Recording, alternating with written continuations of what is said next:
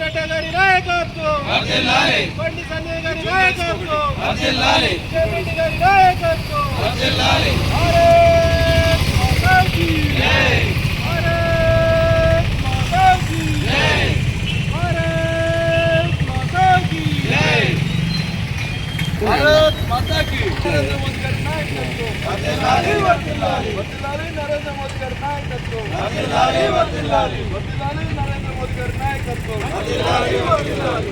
భారత్ మాతా key జై, భారత్ మాతా key జై, జై జై మాతా భారత్ మాతా, జై జై మాతా భారత్ మాతా. భారతీయ జనతా దేశానికి ఘనత, భారతీయ జనతా దేశానికి ఘనత.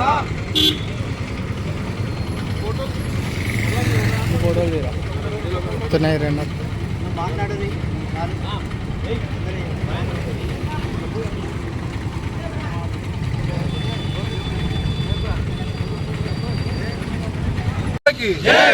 నరేంద్ర మోదీ గారి నాయకత్వం వర్ధిల్లాలి. నేడు రాష్ట్ర పార్టీ పిలుపు మేరకు ముస్తాబాద్ మండల కేంద్రంలో భారత ప్రధాని శ్రీ నరేంద్ర మోదీ గారి చిత్రపటానికి పాలతో అభిషేకం చేయడం జరిగింది.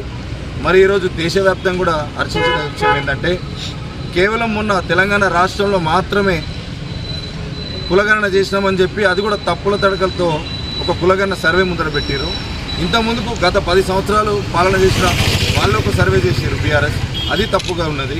మరి 60 సంవత్సరాల అధికారంలో ఉన్న కాంగ్రెస్ పార్టీ ఏనాడు చేయింది. ఈరోజు కేవలం భారతీయ జనతా పార్టీ నరేంద్ర మోదీ గారి నాయకత్వంలో మాత్రమే దేశవ్యాప్తంగా కూడా కులగణన చేయాలని చెప్పి నిన్న కేబినెట్ నిర్ణయం చేసిన దానికి దేశవ్యాప్తంగా కూడా ఈరోజు చర్చ జరుగుతూ ఉంది. మేధావులందరూ కూడా హర్షిస్తూ ఉన్నారు.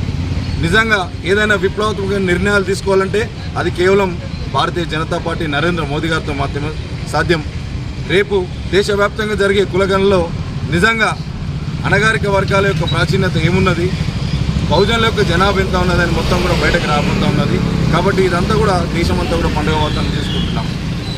ఈ సందర్భంగా మండల పార్టీ తరఫున ఈరోజు స్వామి వివేకానంద విగ్రహం వద్ద భారత ప్రధాని నరేంద్ర మోదీ గారి చిత్రపటానికి మండల శాఖ తరఫున పాలతో అభిషేకం చేయడం జరిగింది. భారత్ మాతాకి జై.